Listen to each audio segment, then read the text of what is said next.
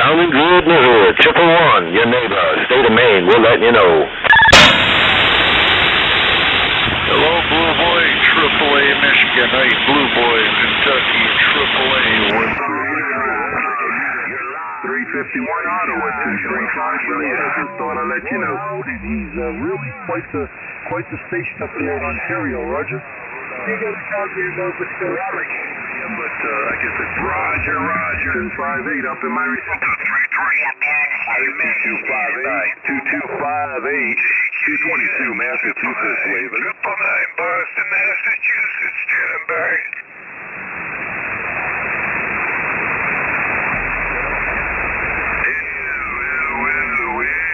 Roger that, friend. Roger that. Operator Tony up here in Massachusetts. 220 Superstation in the Atlantic. Standing on by. Thank you. 447. That's 20 over. Springfield now 25 over. Hello, radio. Hello, radio. Hello, radio. Hello, radio. Good morning to you. Hey, Northern Canada radio. Roger. Here in the Atlantic.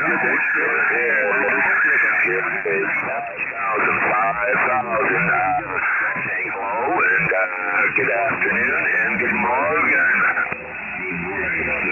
474 Minnesota, here doing the same. Operator Bones spoke up here again. New York. I'm not sure if you're talking to me. There's a Kenny over here. There's a Kenny over there. But good morning, Kenny. You're asking me to say good morning to Kenny. I see a Kenny over my side. But have a good day around Prince Edward Island. Oh my God, they killed Kenny. I just use this as a background noise. That's all it is.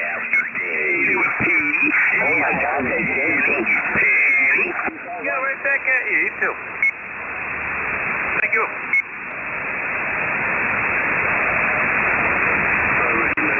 About DX1, it's your DX1. West Ontario, Canada. 1283 Rhode Island, do you copy?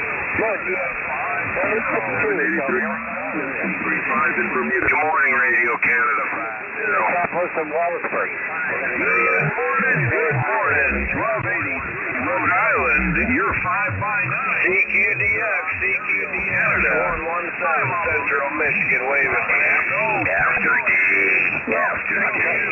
Number 50, wave. After days, I thought you'd use your day after day shit. You must like this channel, you wouldn't be here. In the Great Lakes, I heard a few that come back all at the same time.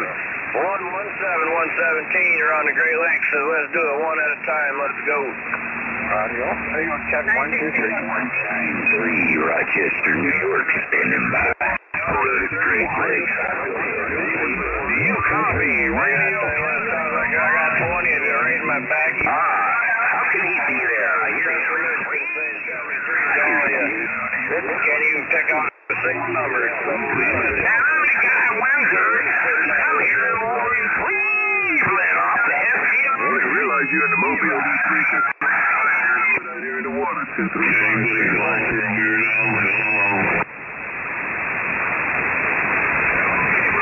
Point the beam. Zero. QSY. He's just a little 50-cent boy down in Windsor. You're just a little fat boy. Go ahead, 919. I'd like to see you around at the truck stop. Take it easy, Arnold. Hey, what's up today, my friend? Trust all is well there. I'm just Take it easy, Arnold. in the middle of an email, and I'll be right back. Good to hear you. Have a blessed day. You and yours. 235, standing by. After day. Beep, break. And how's your weather? And wave my damn hand. Mr. 919, we acknowledge. Okay, ready for a short today? I'm going to channel 39. I'm going to go to channel 39 right now.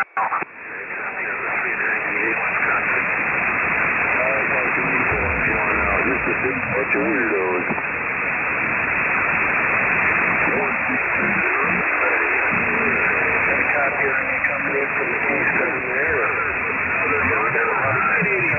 Philadelphia.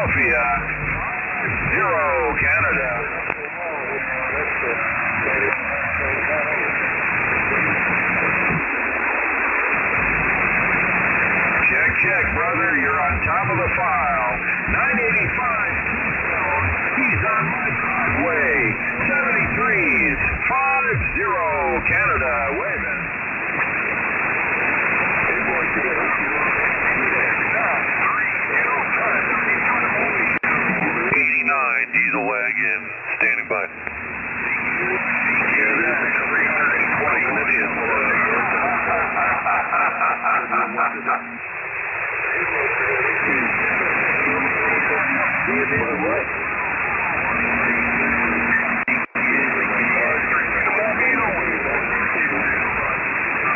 morning, Eagle Bender 737. Good morning, John 50 Canada waving.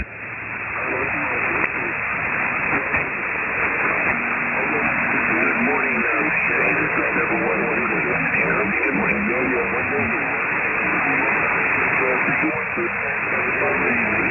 Roger, Roger, Needle Bender 737. He's always on top of the pile. John, it's good to hear from you, brother. God bless. 73s. 50 Canada waving.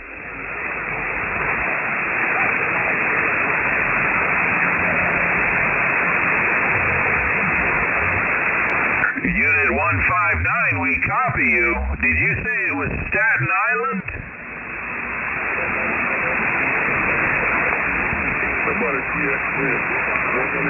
I said, my microphone is working. It's a What's your key page, please? Now it's got a power board in it. I said, now I got a little power board in this MC50. Well, thank you. I appreciate it. My mother used to tell me the same thing. 50 Canada.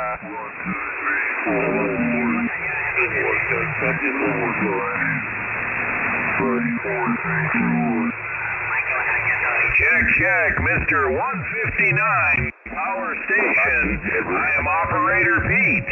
Papa Echo, Tango Echo, Radio Canada, number 50, waving. I'm on a Radio Canada. You got a copy of that? We copy you, Massachusetts. What's your numbers? 148 up there. 148 Massachusetts. He's on top of the pile. 148 Massachusetts. I am Operator Pete. Papa Echo, Tango Echo, Radio Canada, 50 waving. Hello, Radio New York in the woods. There's troublemakers in every state. RQTH is Windsor. We're just a hop, skip, and a jump from Detroit, Michigan. Hey, Roger that. All right, claim it out to 33, 0 Canada.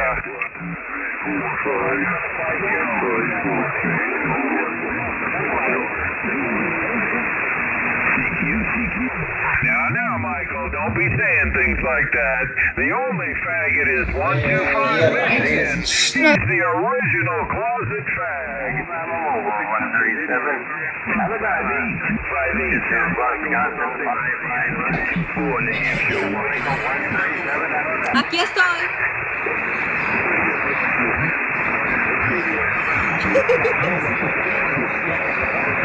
Mi amor, te amo, te quiero tocar. Ok, estoy en vivo.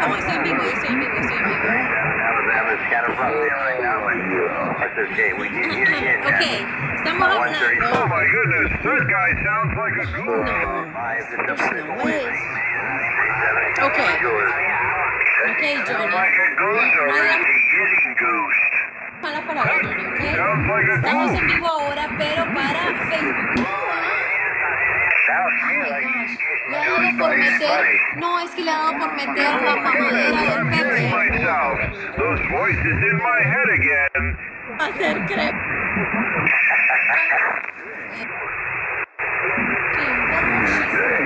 Y ahí fue cuando él me dijo que quería usar el color An echo, Carl. That's my signal bouncing back. Yeah, must be those coconut heads down there in Florida.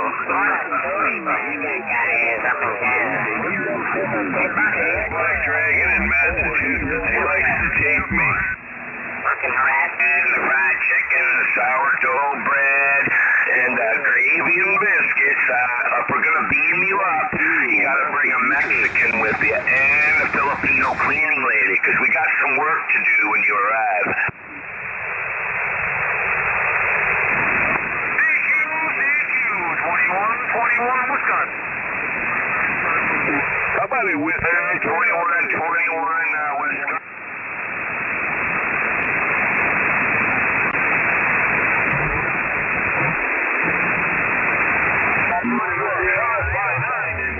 Ontario, Canada.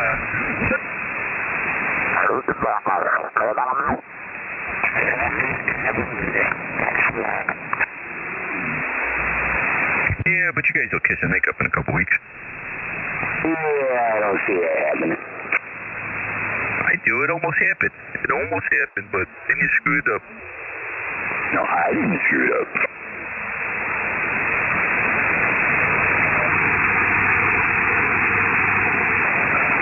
I wanted you at least to give him a reach around, and you wouldn't even do I was that. going home with that fucker, and then he had to start talking.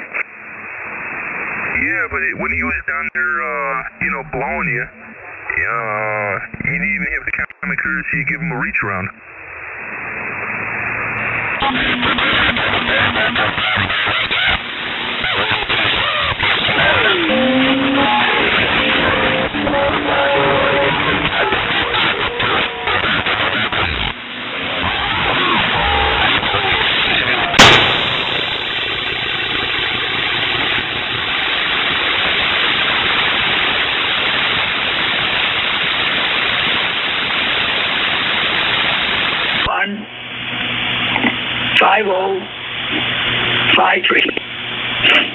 Even toda la estructura de dirección que tenemos. Not to attempt the climb so as not to disturb the god resting on top of the sacred mountain. There are several tales of climbers who tried to scale the federal assistance.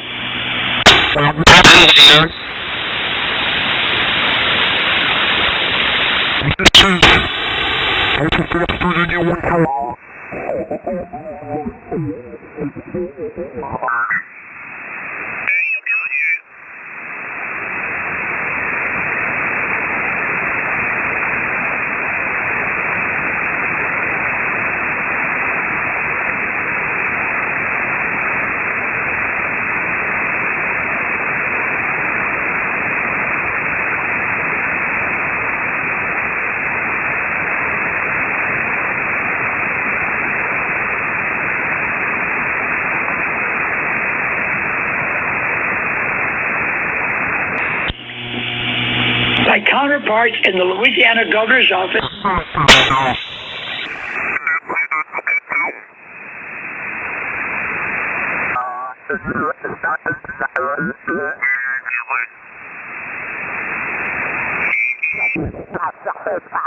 You B1J in the group?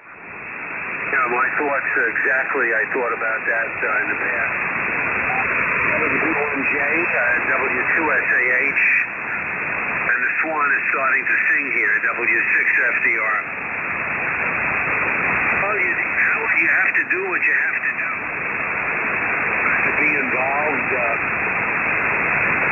we don't like to move, you mentioned that. Oh, I'm going to, if I can't operate, I'll sell a house and get another one. Not so simple. Believe me when I tell you, at our age, I can't even envision that being a possibility. This is a big property to take care of here, and a giant expense. And we would be probably just as happy in half the size. But I'm not willing to make a move. I put it up. I got it mounted on a fence post. It's roughly about 6 feet off the ground where the base is, and the antenna itself is 27 feet tall. It's rated to handle 95-mile-an-hour winds or 92-mile-an-hour winds, and I tell you what, it does the job.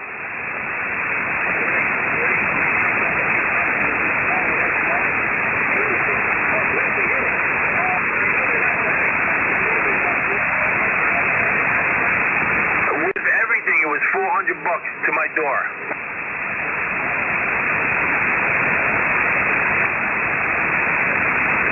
Yeah, the quicker you can get rid of that G G5RV, Frankie, the better off you're going to be. I'm going to be honest with you. I mean, you can't beat a beam. Don't get me wrong. A beam is my ultimate, what I want to do here. But for now, this 0.5 vertical, it really works for me very well.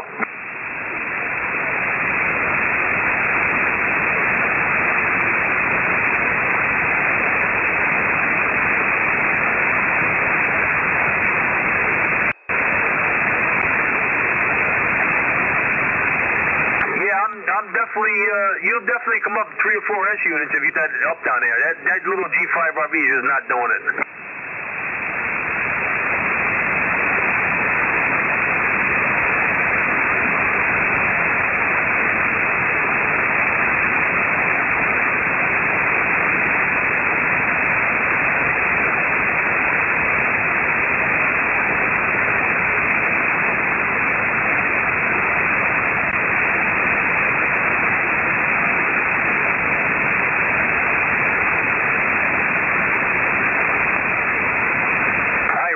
Roger that.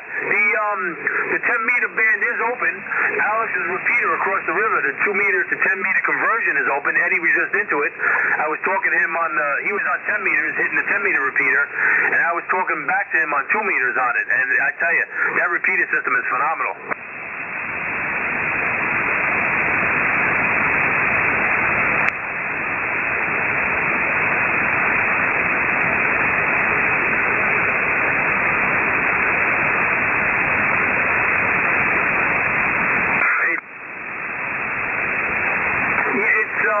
Let me get the frequency for you. It's 147.075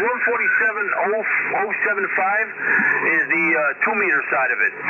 The 28, I forgot what the 10-meter side is. It's 28 something on the 29 something on the 10-meter side. 29.620 I think on the 10-meter side.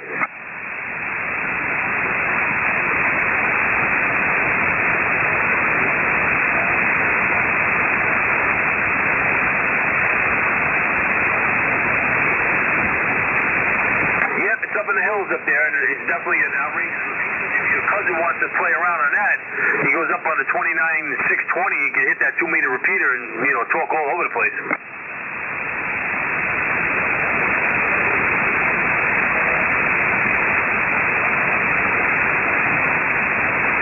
Yeah, I still got a 2-meter here on the bench, and I got the 2-meter 440 in the truck.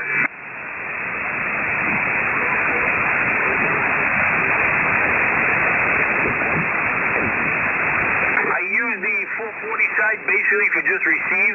I use it for the fire department because I like that everything's on 440 fire department. That's the only reason I really use that. But I do use it once in a while. I get on the ham bands and use it, but for the most part, that's it.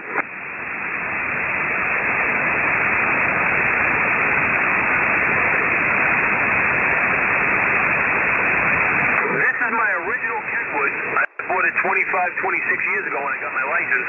It's the Kenwood Tango Sugar 450 with the automatic tuner in it, the ATS. It's the original one. It's 26 years old.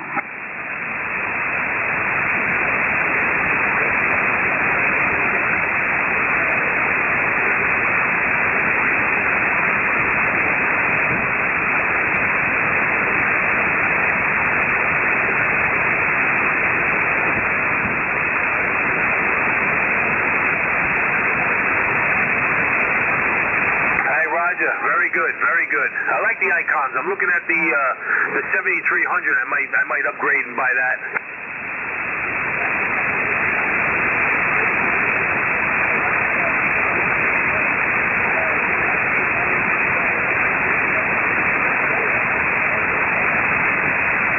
Roger that.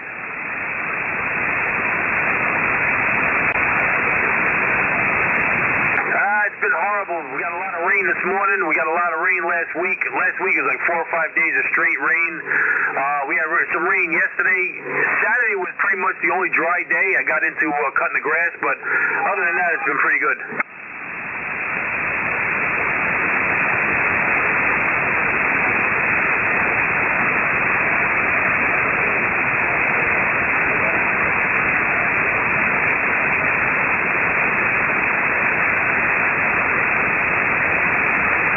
Copy that. Pretty soon we'll be dealing with the snow, so I might as well enjoy this.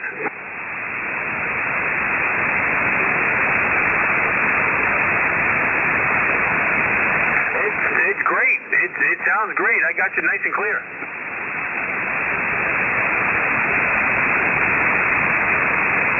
Well, you want to know the truth, Frankie? I just sold a 30-foot tower, and I just sold a tri-element beam, 10, 15, and 20-meter beam. Just sold it beginning of the month, beginning of June. I had it here for about 25 years. It was a Rowan tower I bought many years ago, and a beam I bought many years ago, and it just sat here. My wife didn't want to look at it up in the air. It was definitely a big, giant monster, and I wound up selling it. Some guy from Canada came down and picked it up.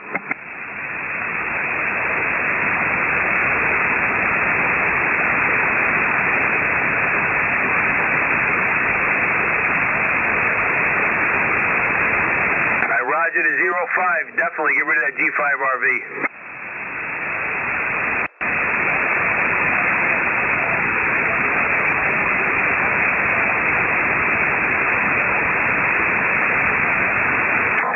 Excellent results. Eddie recommended this antenna. I looked into it, did some research, and for the amount of money, it's a very big bang for the amount of money you're spending. You get a lot of antenna. All right, guys, I'm back. I am back. Boy, it goes back to the old days on 27-255, huh, Frank? And you know this, KB2TJJ for all those writing this stuff down. And the house of frozen bread.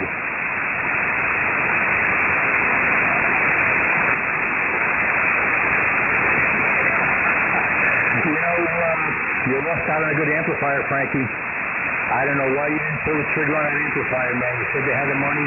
You are not going to get an amplifier in that good a shape for that kind of money again, bro.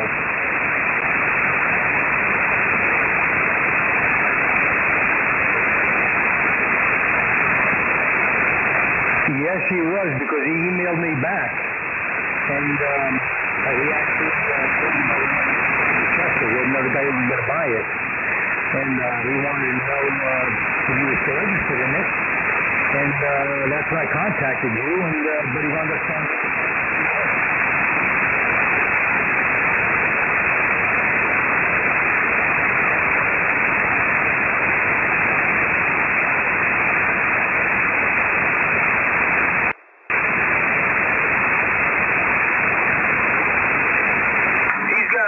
he's got to get that 05, Eddie. He pumps an amplifier into the G5 RV.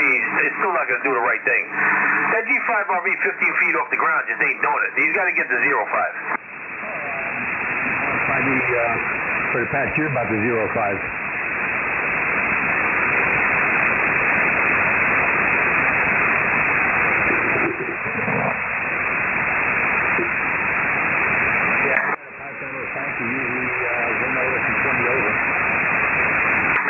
Frankie, there is no radials on this antenna. Zero radials. The only thing that you have to do, though, is you have to ground it. For some reason, it likes to be grounded. You get much better performance results if it's grounded.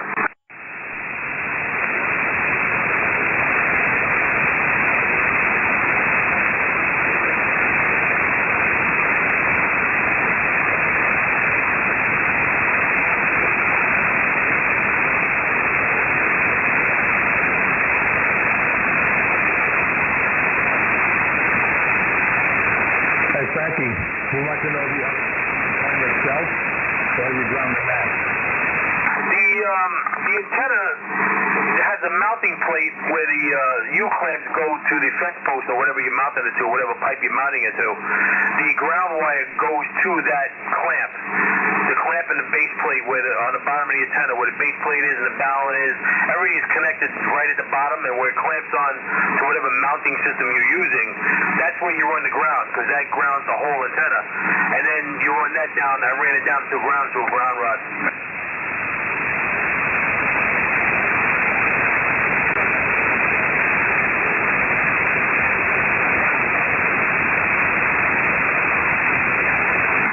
Dropped right out. I know when you, if you go on the website, the 05 website, they'll tell you on there that it should be grounded for peak performance. And I called the guy up and asked him exactly where he wants to ground it and how to do it. And 5 minutes on the phone, he filled me in on what I had to do. But I lost you, Frankie. The whole propagation is changing.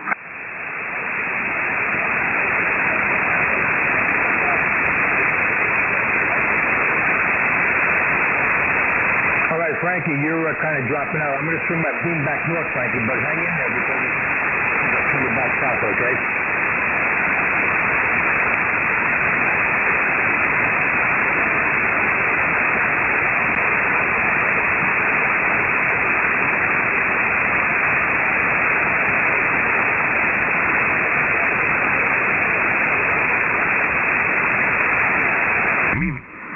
Y eso es todo lo que tenemos. Micrófono directo ahí al radio y todo directo ahí a la antena. No hay amplificador. Eso es todo lo que tenemos, David. Dos elementos cómodos de trabajar. Ya uno va poniéndose viejo y no se puede echar antenas muy grandes porque después entonces no las puede trabajar uno. David, adelante.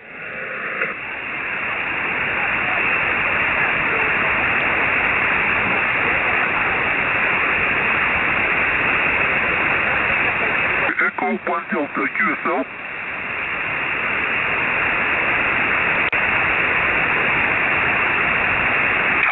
Roger. Thank you for the park. You're 5-7 into Massachusetts. 73 and good luck with the activation.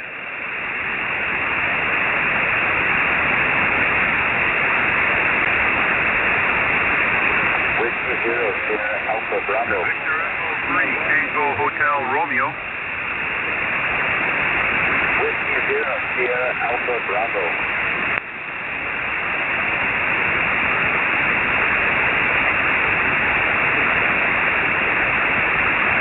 Roger, you are a 5353 into Alpha. Thanks for the activation, 73.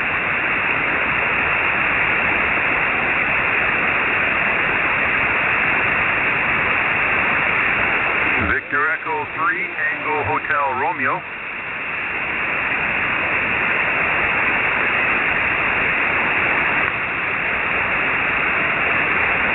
Roger, James, 5-9 into Ontario, Oscar November, 7-3.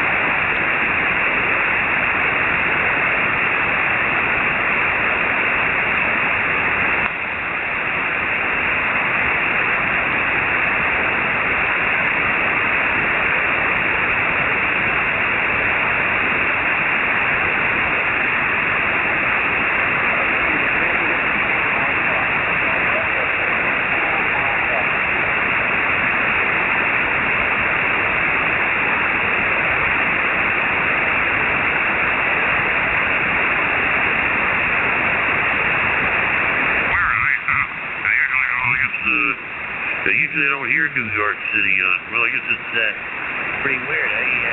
But yeah, he's good or bad, right or wrong, perfect or imperfect, not by any works that a man does, but by his own blood. Jesus. Centro de aislamiento, porque es un hospital, se ha buscado 48, New Jersey, low to the ground, said I need some Defocan.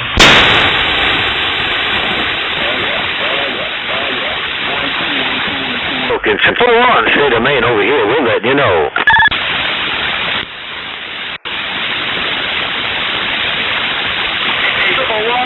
Triple one, down there.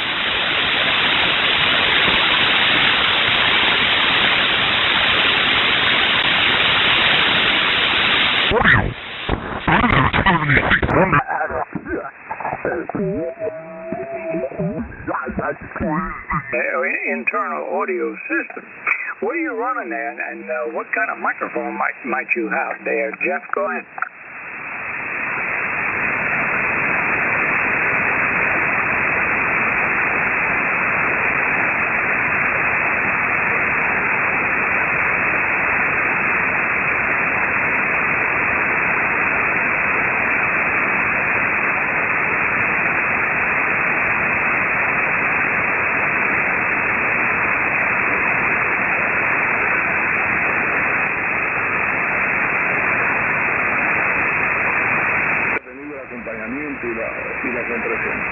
Primero, desde el propio gobierno, y el presidente lo ha explicado ahorita, nosotros decretamos que las actividades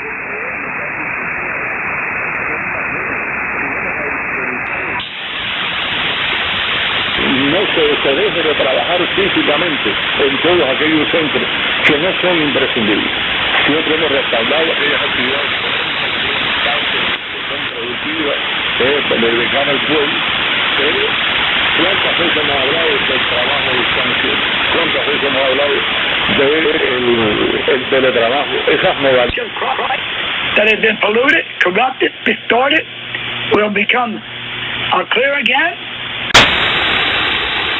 Outside, upside down. Inside, we are safe, like an ostrich with his head in the sand. Inside, we can rely on government to take care of us.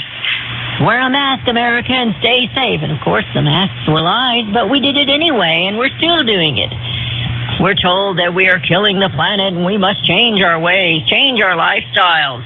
We must stop giving birth. There's too many people. We must stop relying on God and start relying on government. To socialists, the progressive left, to those, government is their God. Outside, we are exposed to turmoil. Perhaps we see the trees, but the forest is missing. We know we're being told lies, but we can't fight them. We're only one. Fear might drive you back inside. Upside down, the fears, the lies, the tyranny have left Americans confused, wandering in their own wilderness. To live in fear is tyranny. When government fears the people, there is liberty. When the people fear the government, there is... Wait a minute. I've got that backwards. When the people fear the government, there is tyranny, said Thomas Jefferson. So where do you say we are today? Are we in tyranny or liberty?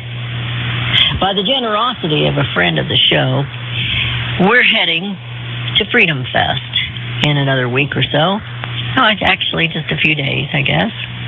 The theme this year is Healthy, Wealthy, and Wise. The ultimate summit for the Liberty Movement, Freedom Fest, is an intense 3.5 days, and it's different from any conference you have ever attended, they said. We're going to be broadcasting from there.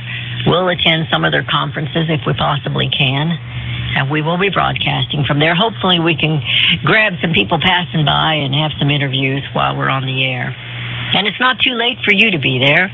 July 21st to the 24th, Rushmore Civic Center is where it's going to be held. Healthy, physically, mentally, spiritually. This is my writing. Wealthy and wise. That's the theme. And that's the opposite of inside, outside, upside down. You're listening to CSC Talk Radio. Hear the music? We're going to talk a little bit more about what is going on here in America. I think it's important that you know, because it's important that Americans start pushing back. You're listening to CSC Talk Radio. This is Beth Ann, and we'll be right back. Warm up in Georgia pie. It's so good to be taking it easy. Why would I? 'Cause I know I got some good friends that live down the street. Got a good-looking woman with her own town.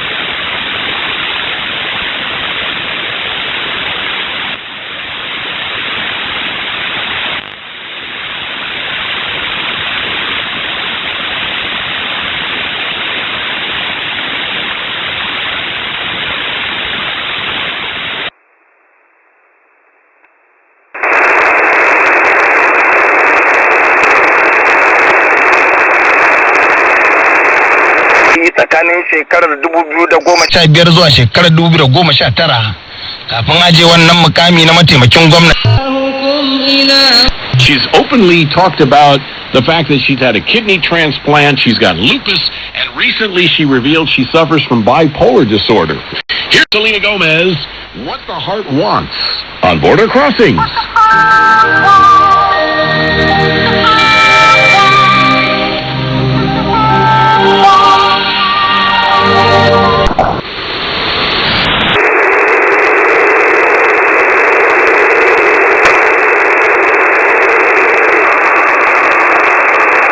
Okay, you're coming up to 59, your last transmission. Thank you, Adrian. Good luck. Yeah, good signal. 7-3. QRZ. Sierra 57, Delta X-ray. CQ17, Sierra 57, Delta X-ray. Sugar 57, Delta X-ray. CQ17. CQ17, Sierra 57, Delta X-ray. Sugar 57, Delta X-ray. CQ17. CQ calling CQ, Sierra 57, Delta X-ray. Sugar 57, Delta X-ray, calling CQ.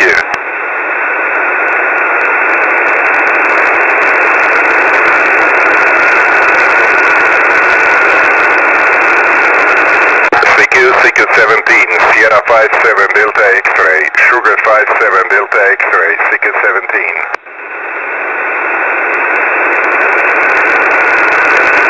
CQ calling CQ, Sierra 57, Delta X-ray. Sugar 57, Delta X-ray, calling CQ. Well, they're doing adjustments as they look forward. You know, consumption has a number of the indexes that we've been watching, PPI, etc., have been slowing. We've got a 5-month trend, and I think they're trying to adjust things, and it's about liquidity at this point. So the things people should be watching for is, yes, they're cutting this down. That's going to release about $1 trillion renminbi worth out, but they have about 400 billion yuan notes that are coming due on Thursday.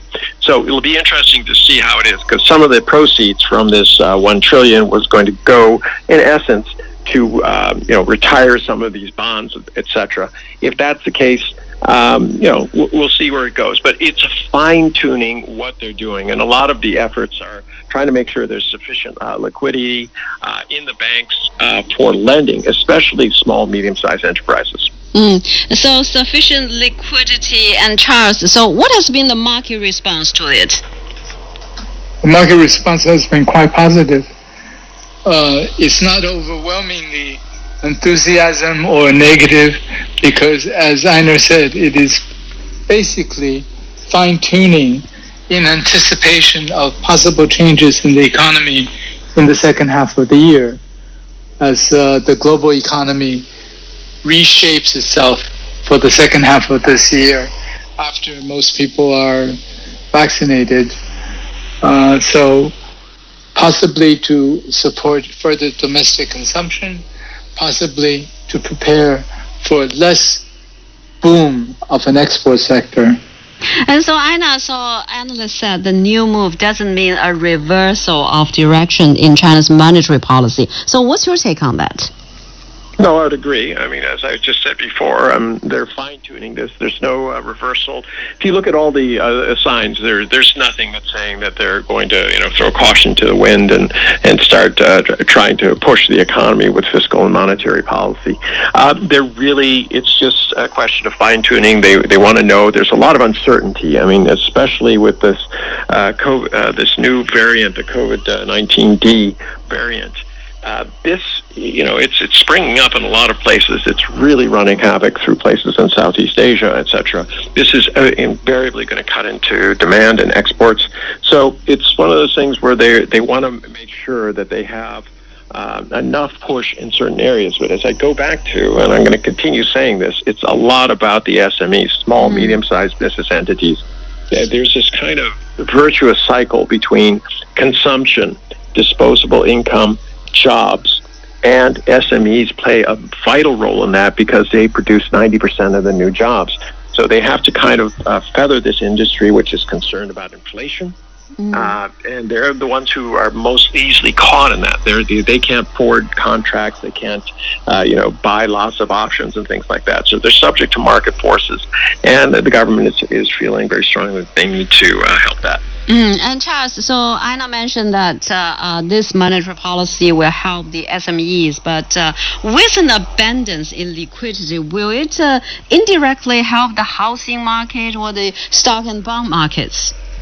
Well, there's no question there will be some leakage into the stock and bond market, the housing market. But the housing market has not been hot.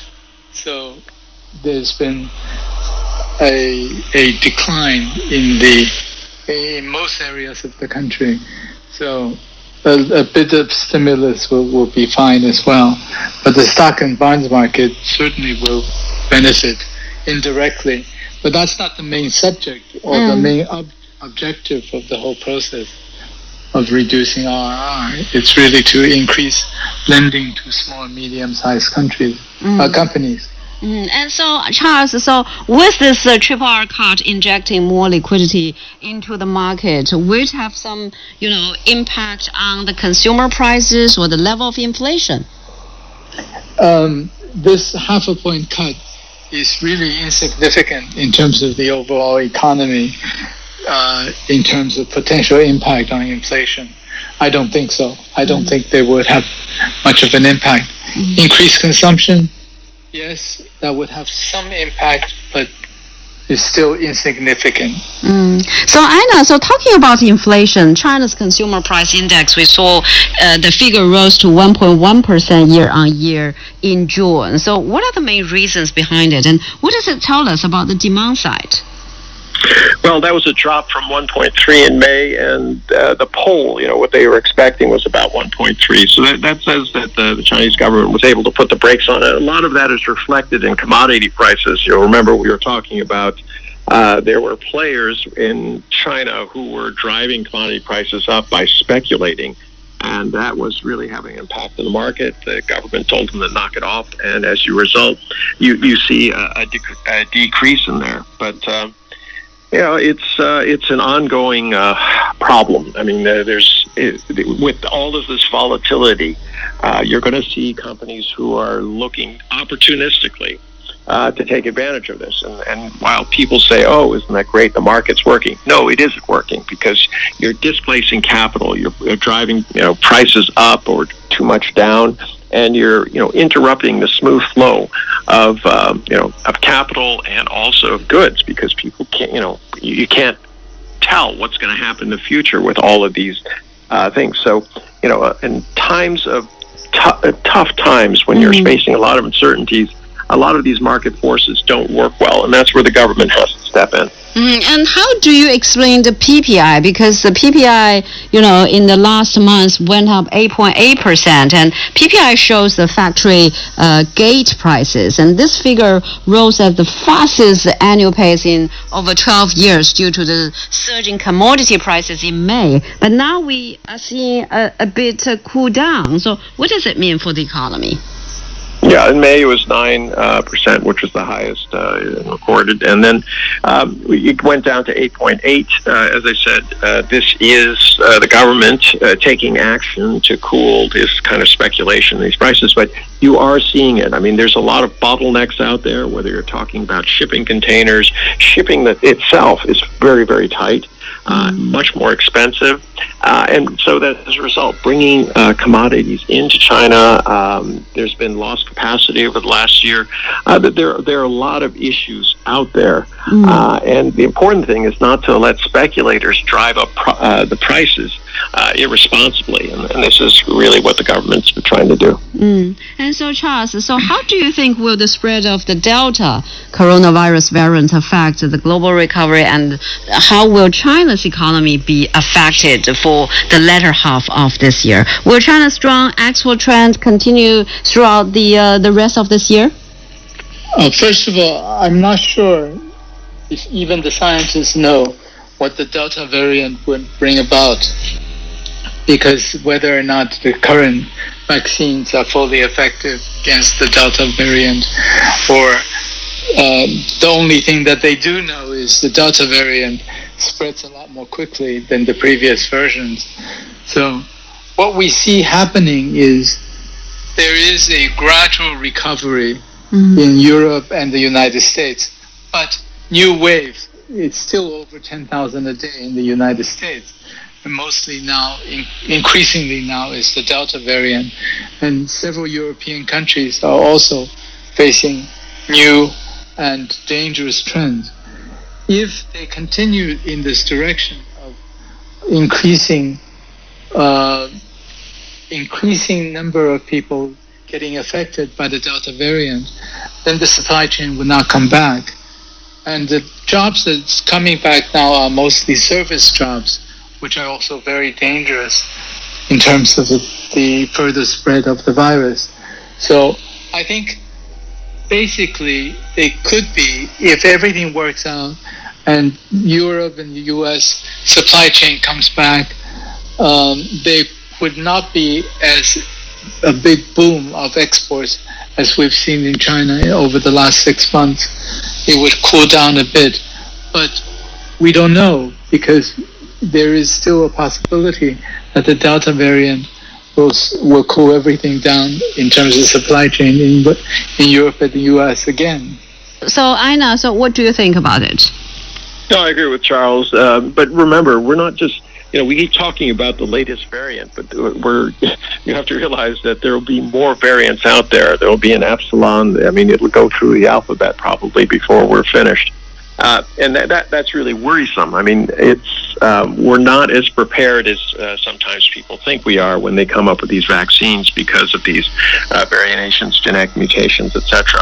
So it's a little, as we've said how many times in the show, it is too premature until 70% of the world is vaccinated, and you have, in essence, a kind of herd immunity firewall that is protecting the majority. Then you can have nations get back to business. But talking about this and what's happening in Europe and America, I mean, nothing happened. Look at Haiti; they do not have one person in their entire country who's been vaccinated. And if you start going to around Southeast Asia, it's being completely ignored. China's the only one who's stepping up and putting vaccines and factories out there. The U.S. is still talking about intellectual property and what's necessary to make sure these very wealthy companies get even richer. So. Very, very, very sad state of affairs, unfortunately. That's Aina Tangen, author and columnist, and Charles Liu, co-founder and former chairman of How Capital, speaking with my colleague Zhao Yan. You're listening to World Today. We'll be back.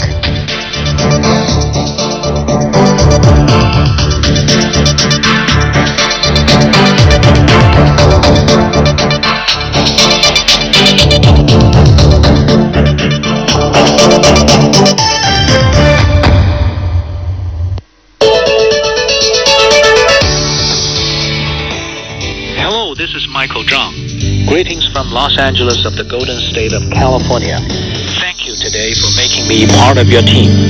I truly enjoyed the debates we had and look forward to many more in the years to come.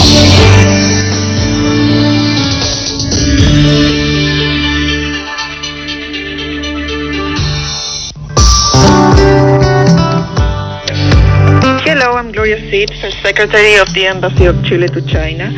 It's been an honor taking part on your show and telling you about the relationship between Chile and China. Wishing you all the best.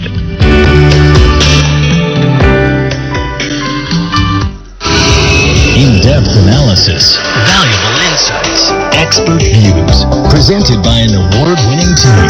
Today, keeping you well-informed, up-to-date, and ahead of the news. You're listening to World Today. I'm Zhao Ying. The COVID-19 state of emergency began in Tokyo on Monday, just 11 days ahead of the opening ceremony of the Summer Olympic Games. Running from July 23rd to August 8th, the Games will be held behind closed doors at almost all venues. John Matthews has more from Tokyo. Waves of COVID-19 infections have overwhelmed Japan's medical system. At the height of each outbreak, beds were unavailable in many of the country's intensive care units. Some hospitals were even forced to turn patients away to care facilities in other regions. Even now, Japan's healthcare system is already in a tight situation where we can't save lives that we should be able to save, like COVID patients. Even general patients like people in traffic accidents and people with heart problems can't be admitted because we have so many COVID patients. Shinobu Morita is president of the Japan Federation of Medical Workers Unions and a retired nurse. The federation represents around 170,000 doctors and nurses across Japan. The group says they need as many people as they can get to help fight COVID, and the call for volunteer doctors by the Games organizers could do more harm than good when Japan's medical system is already stretched thin. We're short on doctors and nurses already, and we're in a situation right now where we have to face this infectious disease together. If some fall sick, or if they're otherwise no longer in the field, I think the situation will get even worse. But the Japan Sport Association says it received some 400 applications for the 200 volunteer slots. Some who have offered to pitch in are retirees. Others are in private practice or have no connection to treating COVID-19 patients. Others still are seeing less patients because people are staying indoors and putting off that next visit to the doctor. But for Masahiro Ogino, he felt he had the skills and the experience, and he just wants to help out. I volunteered because I was interested. Simple as that. I figured if the Olympics were coming to Japan and I could use my own knowledge and expertise to help out, then I'd like to give it a try. My curiosity was the biggest thing. Ogino is a neurosurgeon at a university hospital north of Tokyo and actively works with high school and adult teams in his spare time as a sports doctor. He says that Japan prides itself on making sure it gets the job done even in an emergency, and he wants to make sure hurt athletes can get the care they need in those critical first few minutes, but he's worried that he may endanger patients at his hospital. The measures the Olympics are taking for COVID-19 are full of holes, so I do all of this preparation and wanting to help out, but the place I'm going could end up being a focal point of the pandemic. I've asked myself if it's really okay for me to be going out there. It made me really ambivalent about the situation. The Olympic and Paralympic committees have gone to great lengths to reassure the Japanese public that the Games will be as safe as they can be. In the weeks before and during Tokyo 2020, game stakeholders will be amongst the most tested individuals on Earth, as we take all measures possible to mitigate the risk of COVID-19 transmission. But as a fifth wave of infections rises, the Japanese public is on edge. The surge in cases of the highly contagious Delta and Delta Plus variants around the world has added to fears that the Olympics could become a super spreader event that will test Japan's medical system again. That is John Matthews reporting from Tokyo. And for more, we're now joined on the line by Duncan Bartlett, editor of the Japan Story website. Duncan, thanks for joining us. Well, thank you for inviting me on the program. So what is behind the last-minute decision to impose the state of emergency? Well, I think what we can hear from that report is that this is something that's been creeping up on Japan. The number of new cases has been increasing. There were 502 new cases announced just today. So it's up sharply on a week ago. The Tokyo metropolitan government has been trying to get people to travel less. It's been trying to get people to work from home. But really, it's fighting a bit of a losing battle here. And particularly, as your reporter in Tokyo mentioned very clearly, what's happening is an increase in the Delta variant. And that's the very highly contagious form of coronavirus. So there are about 182,000 people now currently with that form of coronavirus in Tokyo. No wonder there's had to be taken this emergency measures, albeit very reluctantly. So what exactly will be the measures being taken under the state of emergency to prevent the spread of the virus? So bars and restaurants are being requested not to offer their customers any alcohol after 7 p.m. They're still allowed to serve food. Big commercial facilities, things like Tokyo department stores, they'll have to close at 8 o'clock. And there'll be a big restriction in the number of people who can go to things like sports games and concerts, down to about 5,000 people. It's not a lockdown, but it is a set of restrictions. And the point is that it's due to last for a considerable period of time, right up through August, which means that it's going to be covering nearly all the Olympic Games. So this is the first time that the Olympic Games will be held without spectators and under such high alert. So how will that affect the Games? Well, I think it's going to have an impact on the atmosphere, but I think it's also going to be quite detrimental to the society as well. So we're not going to get the excitement and the cheering that we've seen, for example, at the Euros, which have been taking place in London and other venues around Europe over the last couple of weeks, with thousands of people packed into football stadiums. It's going to be a bit of a quieter affair in Tokyo. The other thing is that, of course, the Tokyo Olympics doesn't just include games that are held in the capital of Japan. They're also due to take place in places like Hokkaido, right up in the north, Fukushima. They'll have no fans, and the people who were going to be volunteering to show the fans around the local attractions, to showcase their regions of Japan internationally, well, that's all been cancelled. And that's a big disappointment to the people, especially in Fukushima, of course, which was so badly affected by the tsunami and the nuclear disaster back in 2011. But how do the Japanese public feel about the Olympic Games? Overall, Japanese people are feeling a bit more optimistic than they were. If you talked to them in May, 80% who took part in surveys said, let's just cancel it or postpone it again for another few years.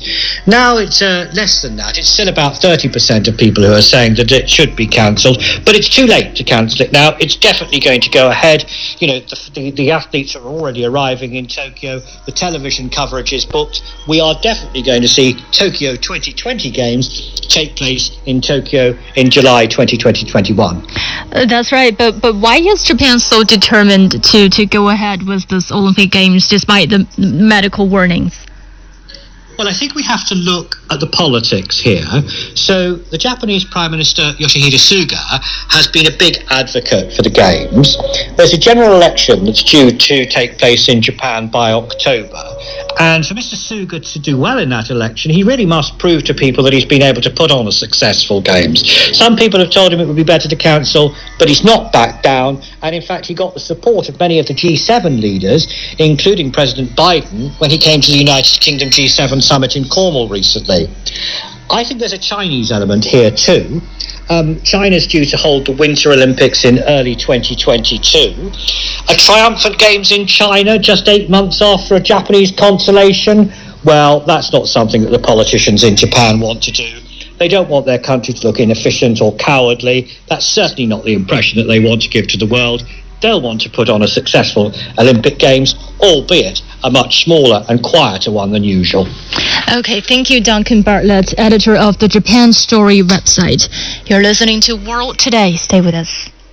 Want deep analysis of the biggest and unmissable news stories of the day?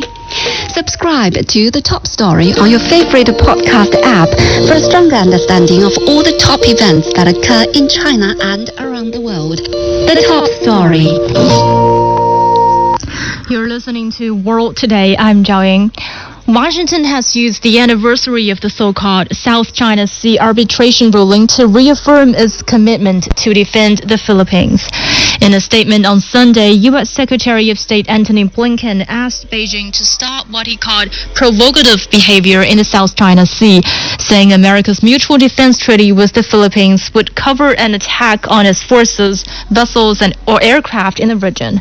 For more, we are now joined on the line by Herman Laurel, founder of the Philippine BRICS Strategic Studies Group, a Philippine think tank. Thanks for joining us. Hello. Good evening. Why is Blinken issuing such a statement on the anniversary of the so-called ruling from the South China Sea Arbitration Tribunal? Well, yes. First of all, let me say that it is ridiculous for the United States to be getting involved and issuing any statement about a matter that involves UNCLOS, because the United States itself has not ratified the pact, the agreement. So it is silly for the United States. However, they have to do this for what we call here in the Philippines the AMBOYs, the American boys. There are people here who are still loyal to them, who are still dependent on them, and who are trying to create issues from this, claiming it is their victory, while the rest of the population already believe and understand that the whole exercise of that arbitration is a hoax. It cost us 1 billion pesos. 1/3 of that went to the attorney's fees of American lawyers. And even today, there is a dispute among those who participated, among the American boys here. There is a dispute amongst themselves. They're fighting amongst themselves now on who is supposed to be the right legal mind and so on. So we who have been from the very handing down of that decision in 2016, saying that it was all a joke, a bad joke on the Filipino people, we are now proven correct. And so, but the Americans still have to support their boys here and their other allies in the region. So this is morale boosting, but it is a ridiculous effort by Anthony Blinken of the U.S. State Department. Well, Blinken also accuses China of conducting what he called provocative behavior in the South China Sea. How do you look at this?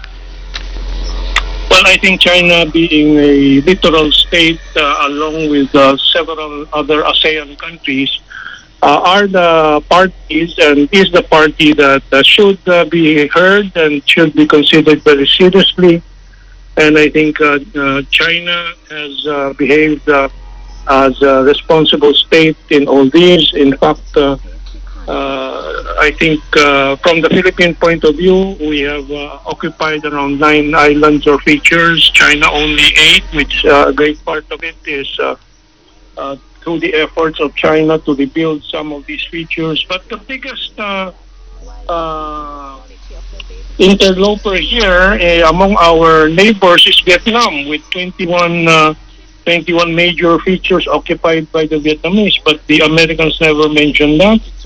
The Americans don't mention, or their boys here, the boys here, don't mention that the Vietnamese are the biggest violators of our fishing grounds too here in the Philippines, as our Secretary of Defense has already stated time and again. It's Vietnam.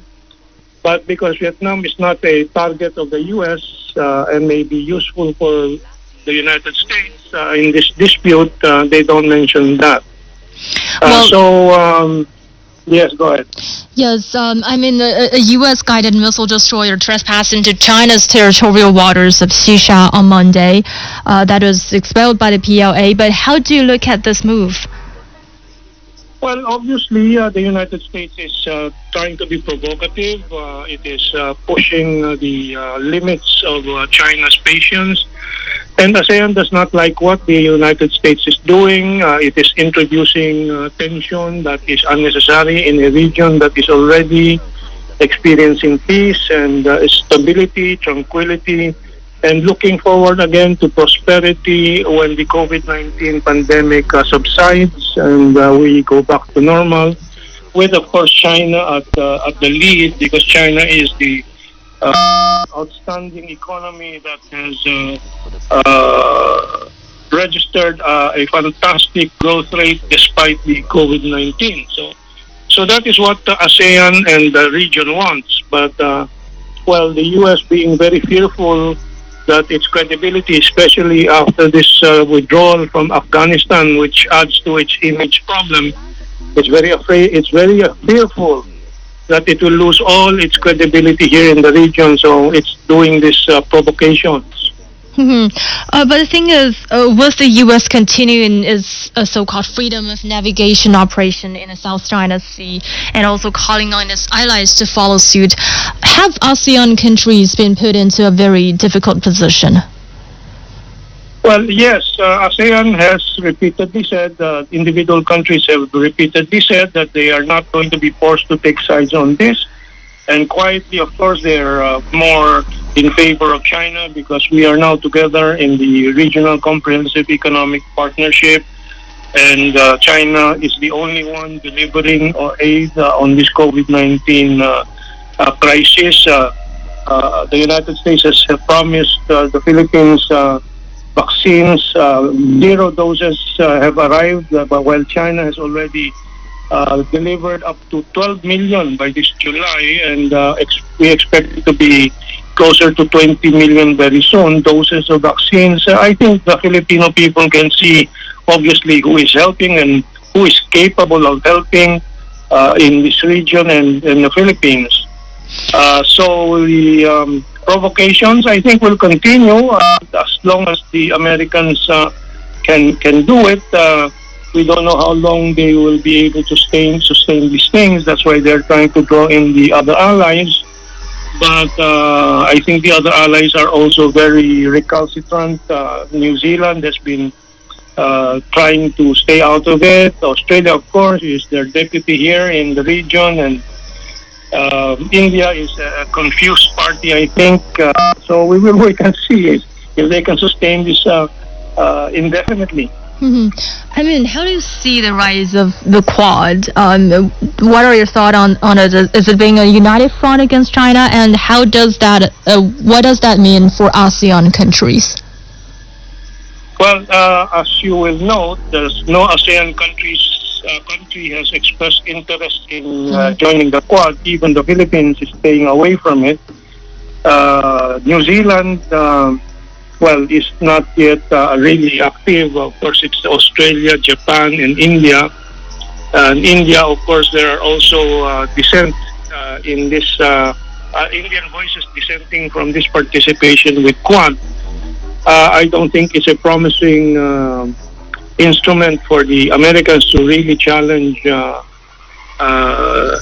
be a challenge in the region, but they need all this for propaganda mainly. It's propaganda. And in the Philippines, with this arbitration anniversary today, the 5th anniversary, we who are more in favor of Philippine-China cooperation, dialogue, and involvement, we are engaged as we are every year with the American boys here in the information war. For them, it is a period for propaganda. For us, it is a period for information, accurate information, balanced and fair information.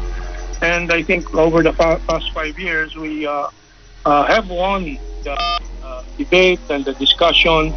Our only challenge here is that all the mainstream media, the big media, are controlled by forces and oligarchs friendly to the United States, because over 100 years of U.S. And Filipino business and so on. So, but it's a matter of time. I think China also is waging a good information counter-offensive with CGTN, CRI, Xinhua, and so on. So we're also appreciative of your effort to provide information that is correct and accurate. Yes, thank you, Herman Worrell, founder of the Philippine BRICS Strategic Studies Group, a Philippine think tank. You're listening to World Today. We'll be back. Want to learn about world affairs in a more laid-back and accessible manner? Join insiders, experts, and analysts in the casual setting of the chat lounge to hear their personal experiences and opinions on major events and hot issues. Subscribe to Chat Lounge for free on Apple Podcasts, Spotify, or wherever you get your favorite podcasts.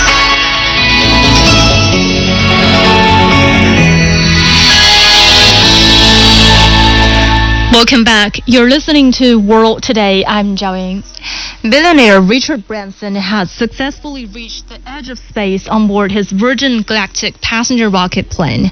Speaking from the cabin, Branson called the space flight the complete experience of a lifetime. The rocket plane was launched above the skies of New Mexico on Sunday, 17 years after Branson founded Virgin Galactic to develop commercial spacecraft and cater to future space tourists. He returned safely to Earth just over an hour after leaving the ground. The trip also makes him the first of the new space tourism pioneers to try out their own vehicles, beating Jeff Bezos and Elon Musk. For more on this, we are now joined on the line by Professor Clinton Parker, Director of the Laboratory for Space Research at the University of Hong Kong. Dr. Parker, thanks for joining us. It's a pleasure. Good evening. So what is the significance of Branson becoming the first billionaire to go to space in his own spacecraft? Well, as you said yourself, it's really the edge of space. It's technically a suborbital flight because they did not go past this so-called technical Kármán line, which is at about 100 kilometers. But nevertheless, they got to a height of around 280,000 feet, which is 85.5 kilometers approximately, and then they glided back down to Earth after a few minutes of weightlessness. The sky goes dark, you're above almost all the Earth's atmosphere, and you can look down onto the curvature of the Earth, and you certainly feel like you're fully in space. But the fact that he's the first, I don't think Bezos, a competitor with his Blue Origin Shepard rocket, it was a bit miffed. I think that Sir Richard Branson, the British billionaire entrepreneur, became the first such person to go into space in his own spacecraft, and it was quite a publicity coup for Branson's Virgin Galactic. Okay, so how exactly does this flight compare with the planned flight by Jeff Bezos? Well, I mean, the technology, if you look at it, is completely different. Basically, you have a plane taking off with another kind of plane-looking thing attached to it, and you can take off on the normal runway, and then you reach a certain altitude, about 55,000 feet, and then you detach the other spacecraft, the main vessel, that then has a rocket engine that launches it up into a suborbital altitude of about 88.5 kilometers. So and then after you've had your flight of a few minutes of weightlessness near the edge of space, you then just glide back to Earth, a bit like the old American space shuttle used to do. And so then you reuse it time and time again. The Bezos Blue Origin Shepard rocket is a more traditional vertical launch system. So it looks like it looks a very strange looking beast. That's quite a short, bulky rocket that launches vertically, and then it detaches its upper part where the astronauts are in, and then the other rocket then comes and lands vertically back on Earth again. And so it's very different. But the thing about Bezos's system is it does go higher. It does get beyond this so-called Kármán line, which is one of the definitions that there is to be truly in space. And that's the big selling point for Jeff Bezos, is to actually get higher than the Branson equivalent. But the technologies are very different. I mean, the other one that takes off like a plane from a normal runway. I mean, here in Hong Kong, we're building a third runway, and we're talking of the possibility of space tourism here in Hong Kong at the moment through companies like the Orion Astropreneur Space Academy, and they're looking at trying to get the Hong Kong government interested in that possibility. And I think Virgin Galactic would be the perfect vehicle to do something like that here in Hong Kong. But anyway, so that's the basic difference. Vertically taking off like a standard rocket with Jeff Bezos, and the plane and then detached spacecraft that then boosts off into suborbital using its rocket when it's already at 55,000 feet. Right, well, space tourism really sounds very attractive, but does this mean that space travel like this will become more routine for those who can't afford it in the future?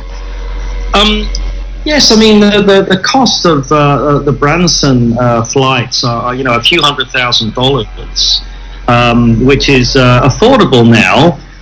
There's been a lot of growth in the wealth of individuals around the planet in the last 20 years. Whether you think that's a good thing or a bad thing, the fact of the matter is that there is an increasingly large cohort of quite wealthy individuals that have the disposable income to afford to do something like this if they so desire. And so there is a market there. I think there are 600 seats already sold on Branson's idea in Virgin Galactic suborbital flights, where people can experience, a few minutes of weightlessness and see the curvature of the Earth and the blackness of space from this orbital vehicle.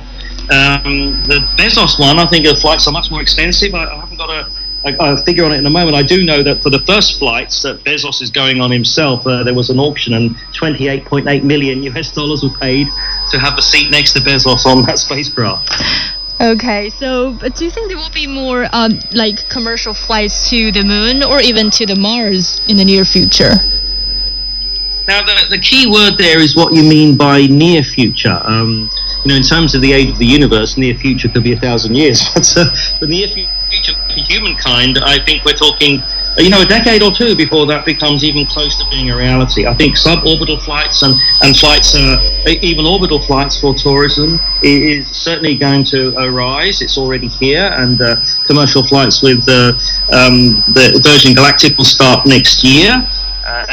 So that's exciting, but it will be some years before there's maybe an orbiting hotel like you used to see in 2001: A Space Odyssey, that amazing movie from Stanley Kubrick that had a fantastic orbiting hotel. And those ideas are on the drawing board, and they're getting traction, and that's a possibility within a decade or two. But, we haven't even sent a man to Mars yet. It's incredibly challenging to even go to Mars. Now, we are talking about going back to the moon. And we're talking about nation states like China and Russia collaborating to build a moon base, and America wanting to build a moon base, and perhaps they'll all get together and build an international moon base. That would be a wonderful thing. But it'll be a while before that becomes the domain of tourism, I think. Sure.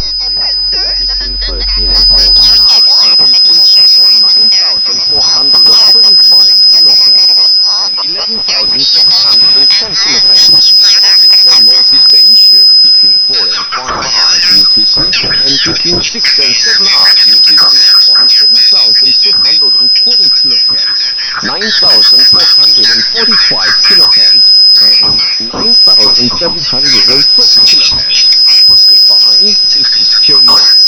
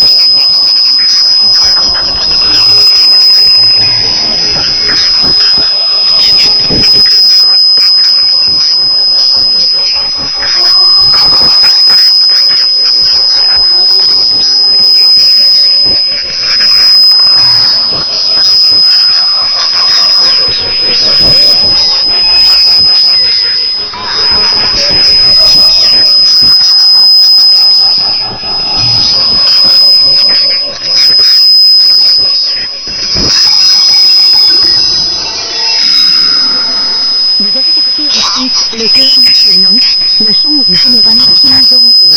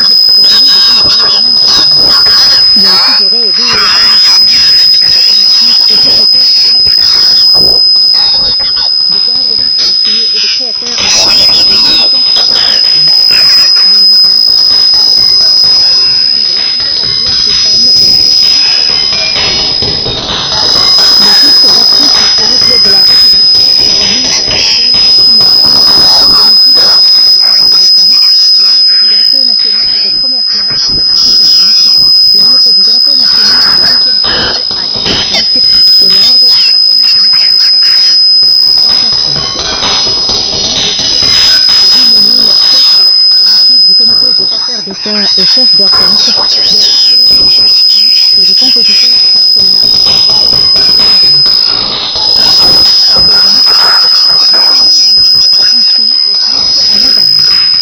la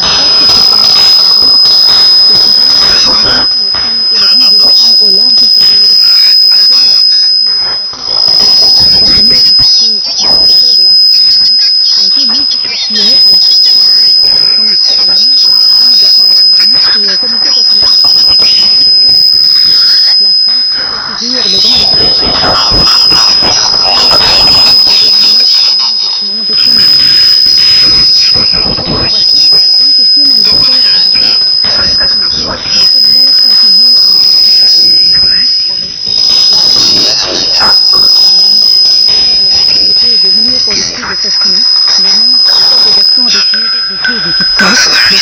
d'amitié le président de l'association de la République populaire démocratique de Corée a été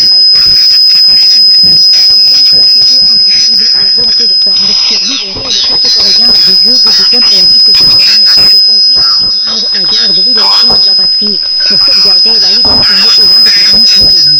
Les questions de qualité, de l'amitié et la solidarité Pakistan-Corée et autres ont qualifié le président d'homme politique le plus distingué le grand serviteur du grand maître de la vérité qui a fait une immense contribution à la représentation anti-impérialiste de nos dirigeants reconnus par le monde entier et de commandants prestigieux japonais qui ont braqué deux puissances impérialistes en cette génération. Le président du communisme du Mexique et autres personnalités ont affirmé que le président Kim Il-sung a créé le feu du succès, l'idée mortelle de l'époque de l'indépendance. Le président de l'association d'amitié a été désormais à indiquer que le grand président Kim Il-sung est le dictateur qui a apporté une assistance désintéressée à la lutte de libération nationale du peuple américain. Les jeunes de la province du Centre du Sud ont décidé de s'engager dans importantes actions. Les étudiantes en classe terminale de l'école normale supérieure Kim-Jong-il de Russie ont décidé de devenir contributions aux anciens combat révolutionnaire du les étudiantes en classe terminale de l'école normale Shaoxi de Hong-Kong ont exprimé leur intention de devenir enseignantes aux écoles de ville et régions importantes. Les jeunes travailleurs de la ville de Hong-Kong et de Russie se sont déterminés de s'installer dans des fermes partielles de la province. Ensuite termine notre deuxième information présentée par la Community et Raventy. Merci de l'avoir suivi avec attention.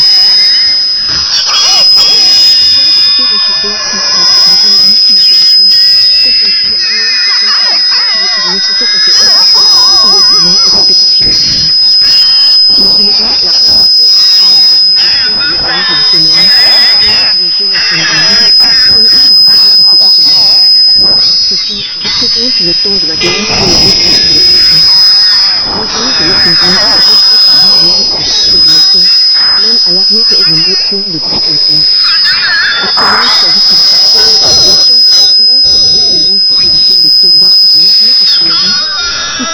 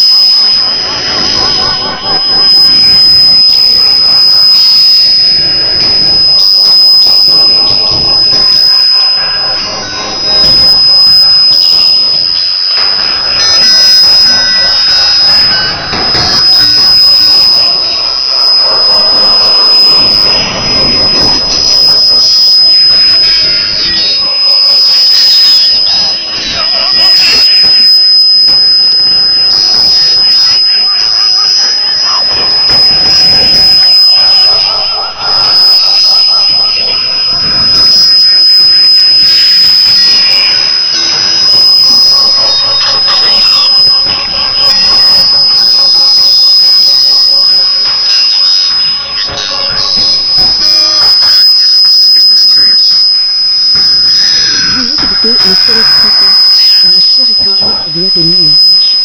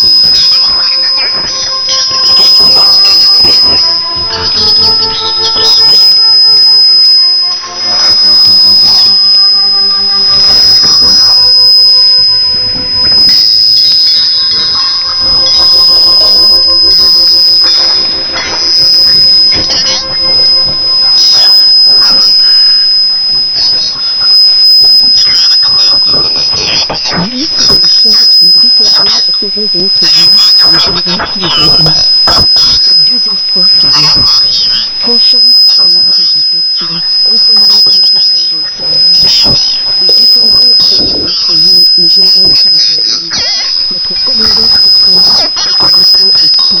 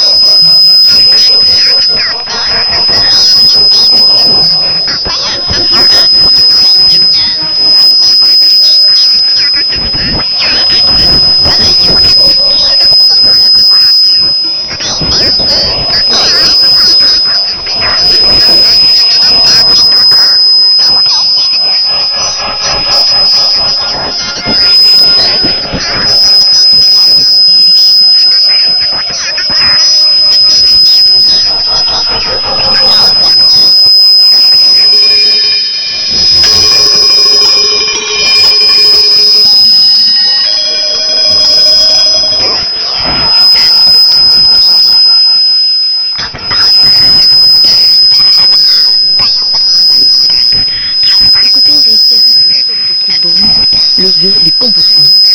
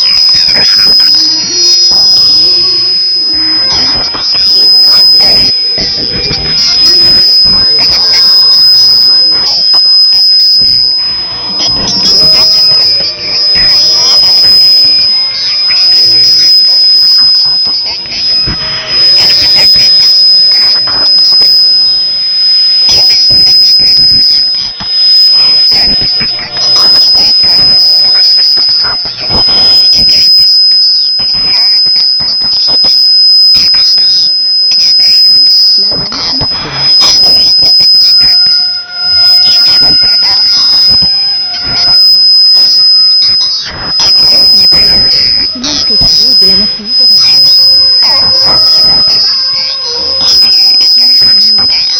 À l'Institut de folklore de l'Atelier des sciences Riccara 설치는 공격적으로 la démocratie de la considérée comme le secteur culturel de la nation coréenne.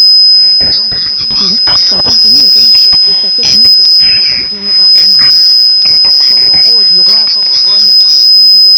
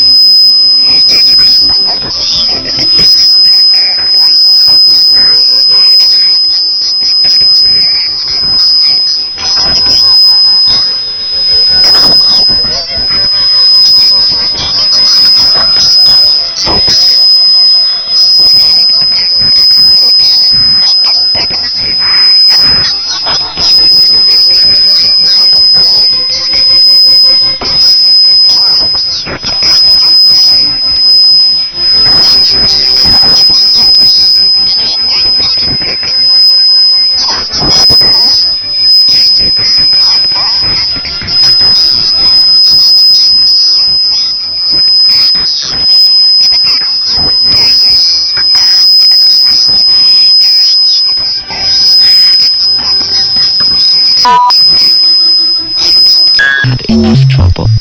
But this last was the worst. When I have time. الذين كفروا من النار.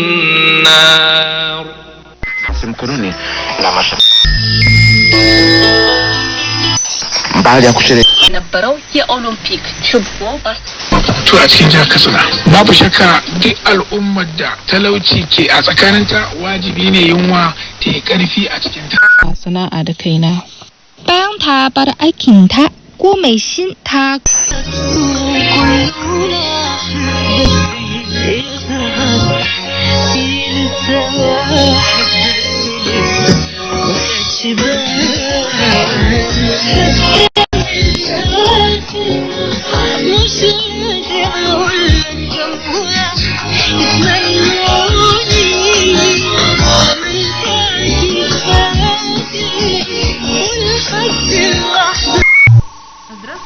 Дорогие слушатели, в эфире Тегеран, русская служба.